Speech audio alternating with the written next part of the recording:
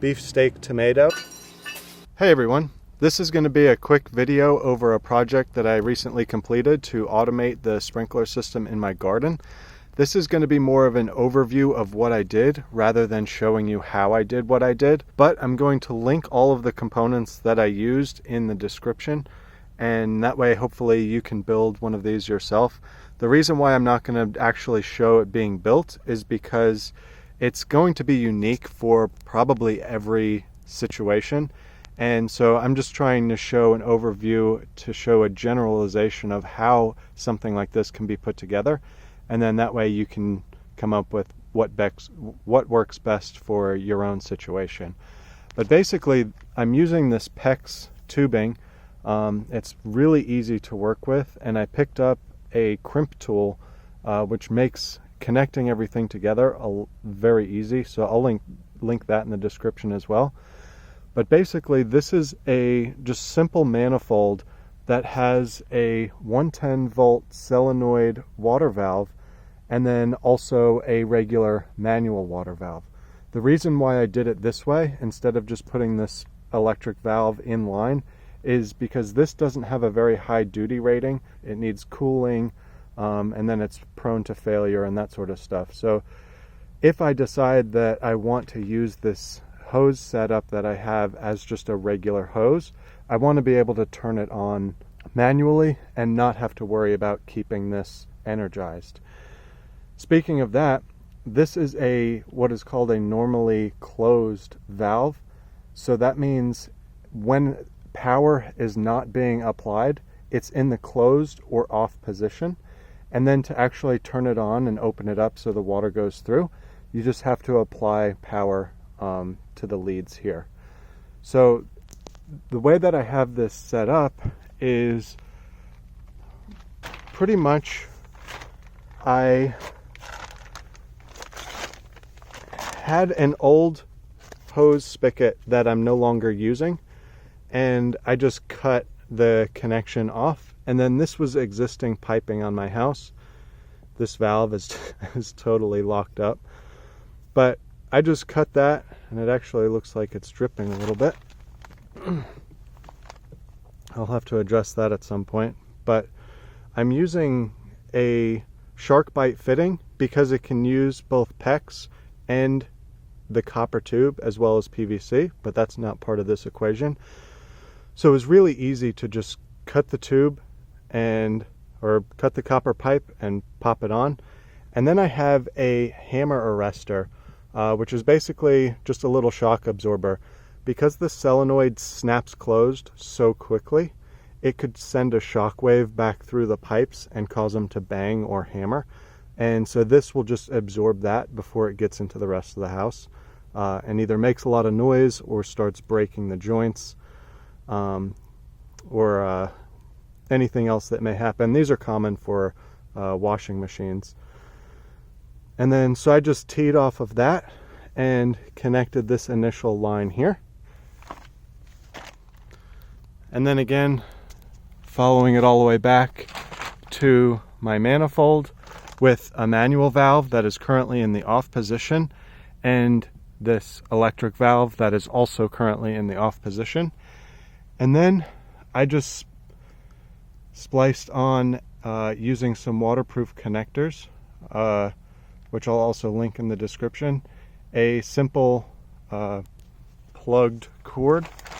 And I have that running over here to this existing plug that was already underneath this house, and a smart switch. So part of the reason why I went with this setup is a lot of the automated sprinkler system hardware that you can just buy off the shelf that includes an app that you can run it with your phone or whatever, they didn't have very great reviews and they were pretty expensive. Whereas this solution, this is a TP-Link or Casa smart switch, and I already utilize these in other places, and so I already have the app on my phone.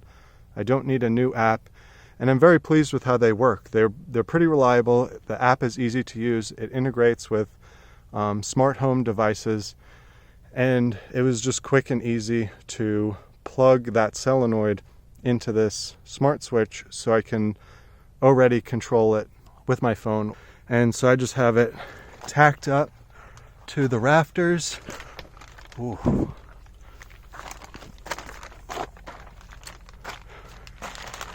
Again, back to the manifold, it's just right here. And then finally, off of the manifold, and the way this works, just to try to make it as clear as possible, the water comes in this way, and then it can go one of two ways. It could either go through this valve and then out to the spigot, or it can go through this valve and out to the spigot. But one of these two valves has to be open in order for the water to go out to the spigot. And if this one is open, then obviously this one doesn't do anything, and then vice versa. This one is manual, so I would have to come under here and turn it on. This one is automatic or electric. And one other note about the normally closed operation is if it turned on and then there was some kind of power failure or other failure situation that prevented the power from keeping this energized, it will fail when it turns off. It will fail in the closed position, so I won't just have constant water running. I may have other problems from my garden getting dried out, but at least I won't have a very expensive water bill or flooding or any of that. So finally, on the output of this manifold, it just keeps going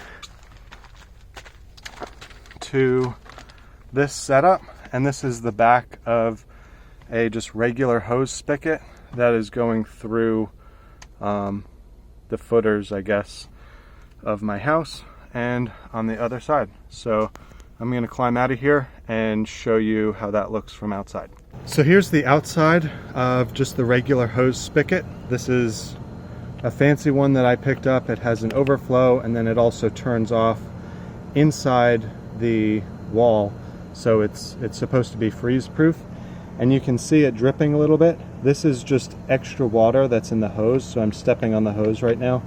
It's forcing water back up into here, and it's just bleeding it out. So that's how the freeze protection works. And the valve is actually about 8 inches in behind the wall. And then if we just follow this hose around, right now it's just a simple garden hose setup that I have laid in the bushes. And this is my apple tree that I planted from a seed, and it's very happy. And then it comes around to this two-headed sprinkler setup. And I was trying to find a sprinkler that would be really effective, has good reviews, is reasonably priced, won't break. And I found these. They're called Wobble Sprinklers, I guess. And I'll link these in the description as well. Basically, it sprays water straight up, and this kind of bounces around like a bobblehead and creates a 360-degree rainfall type sprinklering.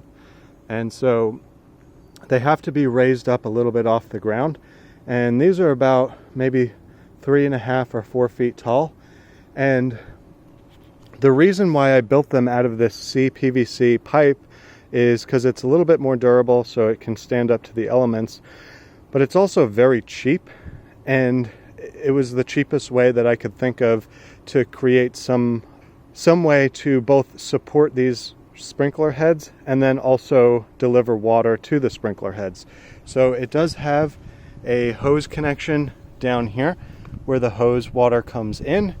Then this whole thing fills with water, which gives it a little bit of weight, which also gives it a little bit of stability.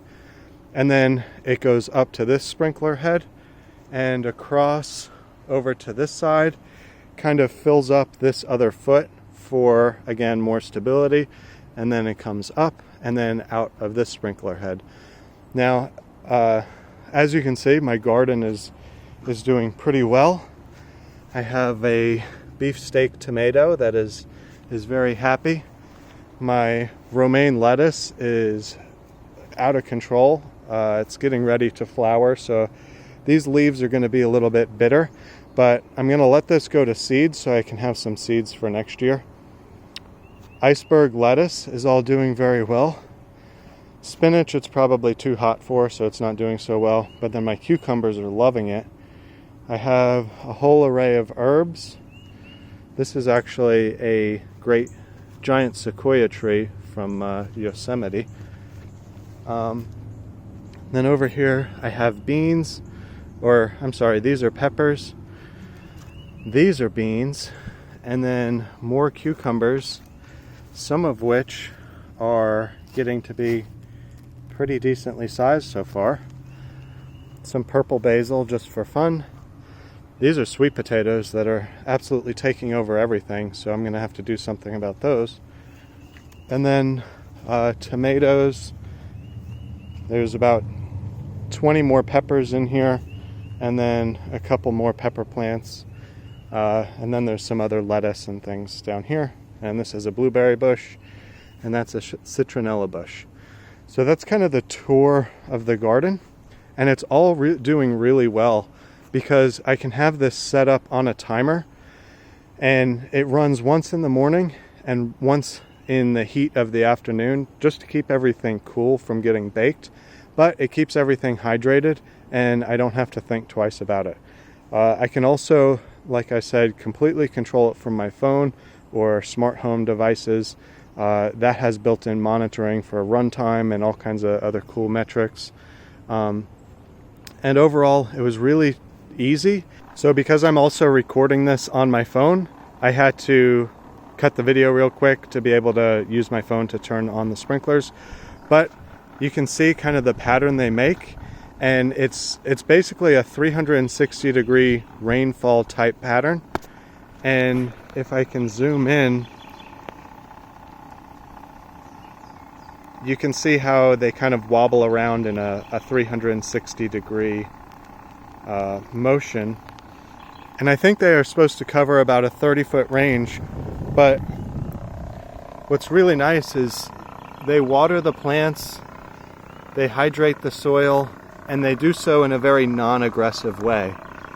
And they're incredibly simple, so there's not much to break. So they should last a pretty long time. So yeah, this is the whole setup. Hopefully you thought this was interesting. So my phone ended up dying because it overheated, but you can see I've turned it back off, and everything has some nice water coverage on it, pretty much across the entire garden. So that's pretty much it. I'm going to put a price list of this whole setup in the description, as well as some of the alternatives that I looked at, and so you can compare the prices of doing something like this in its entirety, or just getting a piece of hardware that you still have to get the sprinklers and the hoses and everything else for. But that's pretty much it for this video. Please hit the thumbs up if you liked it. Leave a comment in the description with any thoughts or suggestions. Thanks so much for watching, and be sure to subscribe.